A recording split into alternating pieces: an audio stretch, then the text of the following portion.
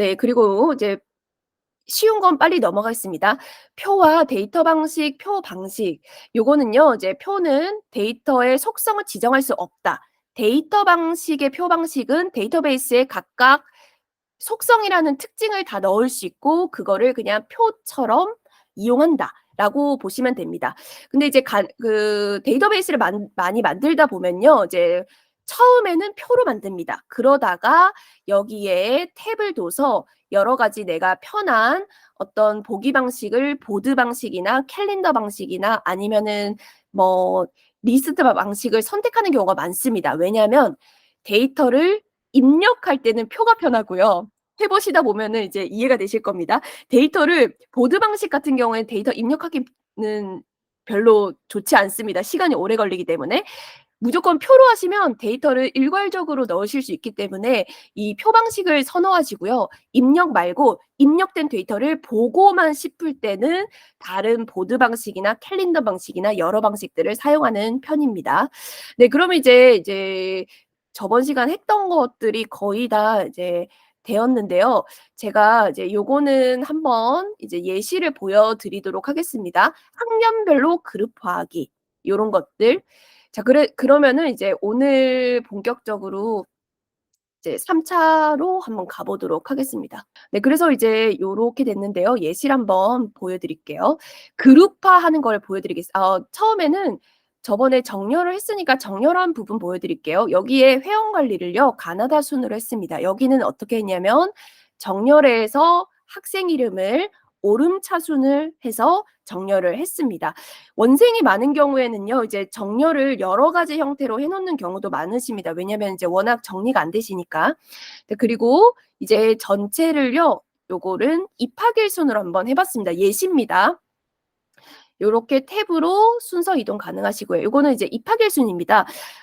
요거는 정렬을 제가 이제 입학일이라고 하는 그 항목을 열을 하나 만들어 놓고 그리고 입학일을 내림차순으로 해 봤습니다. 왜 내림차순으로 했냐면요.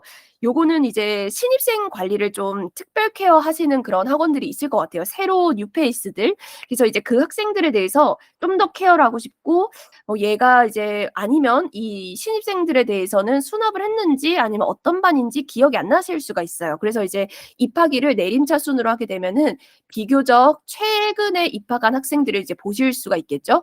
그래서 이제 요런 식으로 입학일을 보면서 '아 맞아. 이제 얘가 무슨 반이었지. 얘가 무슨 요일에 시간에 오게 됐지.' 상기도 시킬 수 있고 아니면은 결제를 아직 안 한 것도 이제 보실 수 있고 그래서 이제 요렇게 내림차순했습니다. 그래서 이거는 뭔가 체크할 부분이 운영하시면서 체크할 부분의 업무에 따라서 정렬은 조정해 주시면 됩니다. 대기생으로 가겠습니다. 요 대기생은요. 필터를 썼습니다. 필터에서는요. 제가 여기서 대기생, 등록생, 퇴원생 요렇게 세 가지 분류를 한 거에서 대기생으로만 필터를 걸어서 대기생만 볼 수 있게끔 요렇게 설정을 해 놨습니다. 그럼 요거는 필터에 대한 기능이 적용이 되었죠. 자, 그다음에는 그룹화로 기능이 넘어가는데요.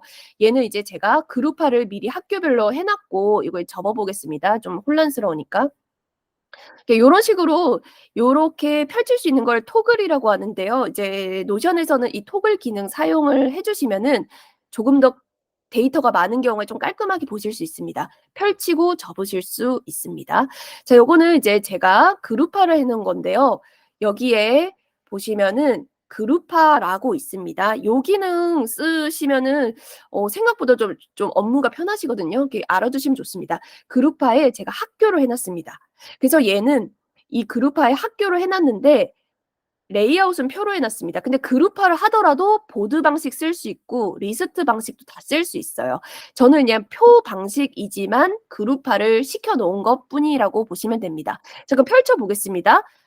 펼쳐 보면은 이 학교별로 일단은 학교별로 묶을 수 있는 그룹이 만들어졌고 이 그룹에 이 명수도 다 나옵니다. 그래서 이미 알고 있죠. '아 역사초가 27명 다니고 있구나. 연애초가 5명 다니고 있구나.' 이런 식으로 이제 인원을 미리 파악하실 수 있고요. 그리고 이제 펼쳐 보면은 역사초만 뽑아서 보십니다. 그러니까 요거는 제가 예시로 학교를 말씀드렸지만 다양하게 활용하실 수 있어요. 뭐 요일로 묶으실 수도 있을 거고 아니면은 학년으로 묶어 보실 수도 있을 거고 아니면은 그 활용하시기 나름이신 거죠. 운영하시기에 따라서 이제 뭔가 분석하고 싶으실 때 필요한 것도 이제 여기에다가 하실 수도 있겠죠. 나이로 묶을 수도 있는 거고요. 그 나이로 묶은 거는 이제 요렇게 됩니다. 그래서 나이로 묶게 되면은 이제 요거는 6 세만 모아 놓은 겁니다. 6 세만. 그래서 '아 6 세가 4명 정도 다니고 있구나.' 뭐 요거를 학년별로 바꾸셔도 되겠죠. 7 세가 요렇게 다니고 있구나. 근데 제가 이제 주 1회 과학학원을 했었을 때 학년별로 좀 묶어야 되는데 이게 이렇게 또 개설을 언제를 또 추가 개설 신규반을 해야 될지가 판단이 안 서더라고요. 그래서 이제 요걸로 그리고 신규생이 들어올 때 7 세 정도는 이 정도 타임에 많이 다니고 있어요."라고 이제 어떤 상담을 할 때도 어느 학년이 어느 시간에 많이 다니고 있는지 요런 거 파악하기도 좋고, 혹은 그 여학생들 같은 경우에는 "여학생이 많이 다니고 있는 뭐 그런 반은 어디예요?"라고 물어봤을 때 얘를 여자, 남자로 이게 분류해 놓을 수도 있겠죠. 여자, 남자를 이제 데이터를 입력해 두고 남녀로 이렇게 구분을 해서 보신다든지, 아니면은 이제 학교별로 저 이제 뭐 무슨 학교인데 같은 학교 다니고 있는 학생들이 어느 수업에 많이 다녀요?" 뭐 이런 질문들. 요런 것들을 이제 일일이 종이로 확인해 보시려면은 이제 끝도 없으니까 이제 요런 식으로 분석하고 싶은 것들을 탭으로 만들어 놓을 수 있다. 자, 그리고 이제 수업 시간표 같은 경우에는요. 이제 요런 식으로 제가 그룹화를 요일별로 해 뒀습니다. 보드 방식을 했지만 이 그룹화를 요일로 한 겁니다.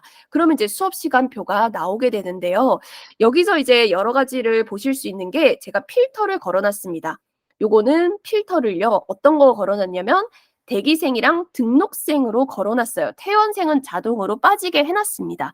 자, 그래서 이제 그게 좋은데요. 우리가 수업 시간표를 만들어 놓을 때 얘가 이제 휴원을 하든지 퇴원을 할 가능성이 있는데, 그렇게 되면 일일이 엑셀에서 이제 삭제를 그 수업 시간표로 만들어 놓거나 출석부로 만들어 놓은 거에 일일이 제외를 시켜 줘야 되는 일을 해야 되거나, 아니면은 뭔가 이제 그 강사님들한테 일일이 뭐 "얘가 휴원하기로 했다. 다음 달부터 안 나온다." 업무 지시를 또 해야 되거든요.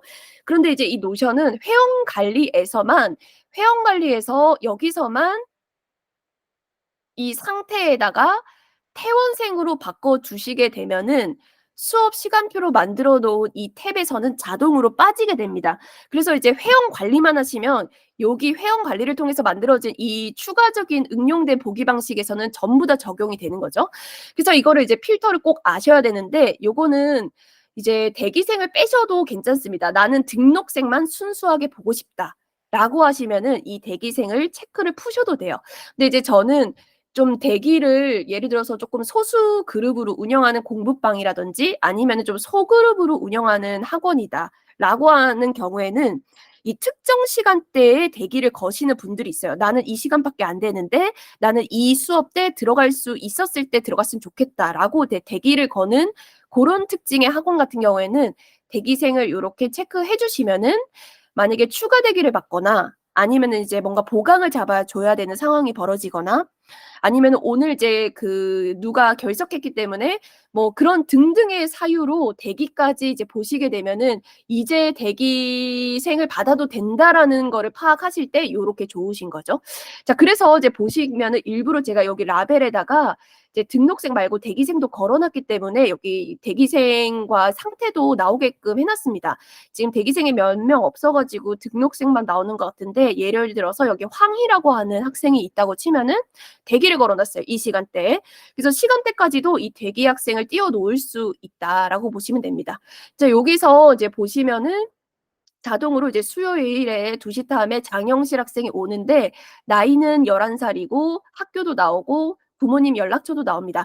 중고등이면 이제 학생 연락처를 여기 띄워 놓으시면 되시는 거죠. 그리고 이제 요런 것들도 이거는 제가 예시로 보여주는 거고, 만약에 '나는 쓸데없는 정보를 안 보고 싶다.'라고 하시면은 여기에 속성을 들어가셔서 이거는 삭제가 아니라 숨겨주는 역할을 합니다. 그래서 여기서 '나는 뭐 학부모 연락처 필요 없다.'라고 하시면은 학부모 연락처 오른쪽에 눈이 있습니다. 이거를 이렇게 눈을 꺼 주시면은 여기 없어지게 됩니다.